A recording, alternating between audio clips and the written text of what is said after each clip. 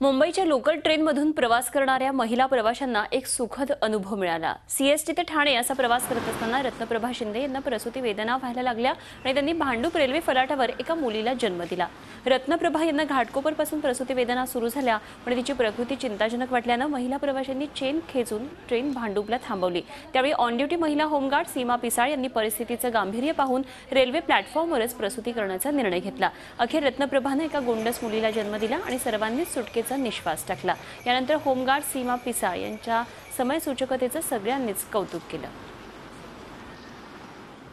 ओढण्या वगैरे काढून आम्ही हे केलं कंपार्टमेंट। सगळ्या जेंट्सला मी ओढून वगैरे आरडाओरडा करून बाजूला केलं, सगळ्यांना खेचूनच बाहेर काढलं मी खरं म्हणजे, कारण पूर्ण जेंट्स सगळेजण वाकून बघत होते।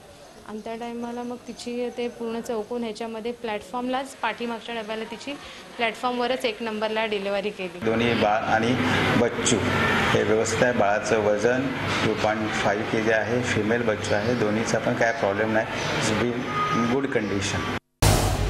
झी 24 तास रहा एक पाऊल पुढे।